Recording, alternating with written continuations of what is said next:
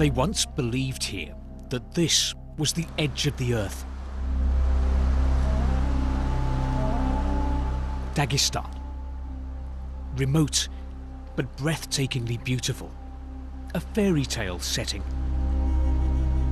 But in the Caucasus Mountains, there is one thing more extraordinary than fairy tales, and that's real life. I've come to the village of Kuma to hear one man's story. Artur Magomerov tells me his wife was drawn to radical Islam. Then one day, without telling him, she took their two daughters, 10-year-old Fatima and 3-year-old Maisarat, and left for Syria to join Islamic State. It was my wife's uncle and brother who came round to tell me she'd gone. They looked so pleased, but I said this will end in tears. And what right did she have to take my children away like that without my permission? Artur was determined to get his children back. He borrowed money and flew to Istanbul in Turkey. There he met up with a guide who agreed to smuggle him into Syria, into ISIS-controlled territory. By now, he'd received a tip-off by text message from a relative of his wife, telling him where his children were. He found them. A Sharia court even granted him custody. But leaving the caliphate is forbidden. To get home, they would have to escape. Like these people fleeing Syria by night, Artur headed for the Turkish border.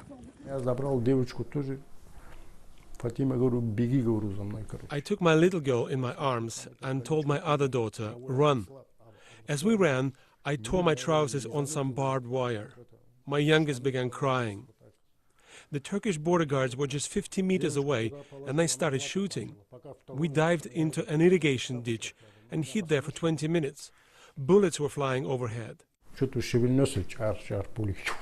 got away from there through long grass. That's when I realized we were safe. I could see the moon and the cornfields. It felt like paradise. In Istanbul, the Russian consulate issued the Magomerov family travel documents. Father and daughters flew home. But what of Artur's wife? I don't know how she is. We're not in touch. She made her choice. This spring, my youngest daughter asked me, how come everyone else has a mother and I don't? But I know the girls are communicating with their mother on social media. I told them not to, but I'm not going to stop them. She's their mom. Of course they miss her.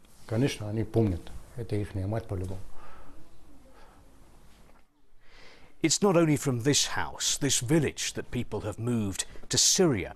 Dagestan has become a key recruiting ground for Islamic State. The authorities here say that 1,200 Dagestanis have gone to fight in Syria.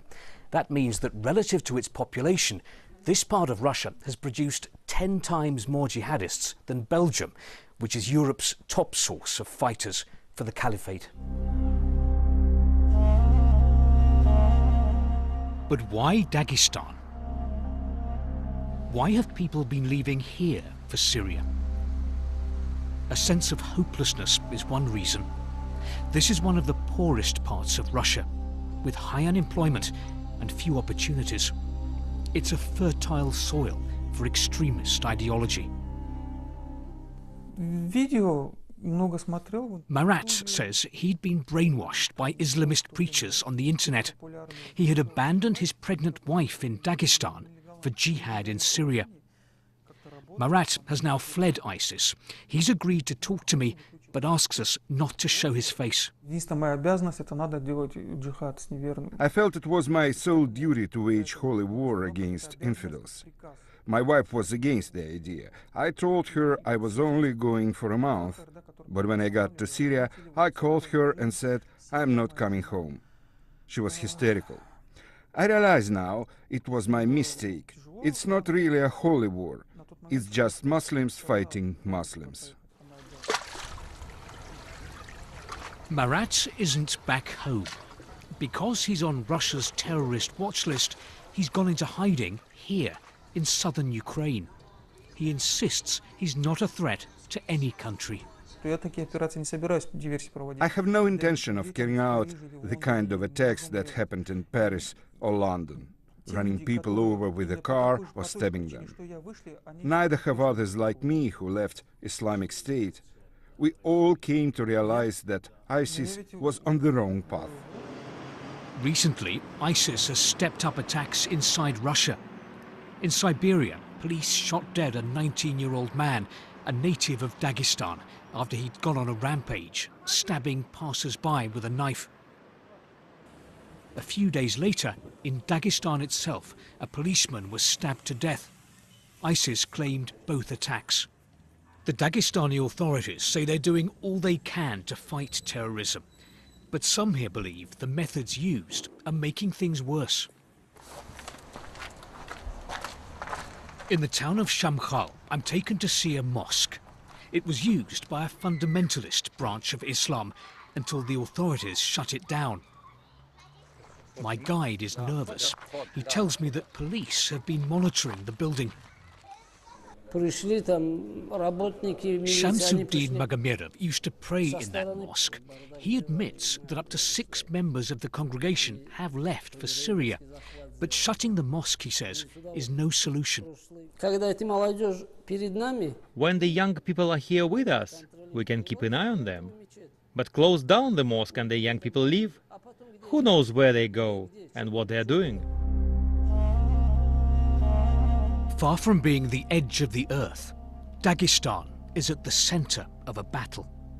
It is a battle over beliefs, between different interpretations of Islam.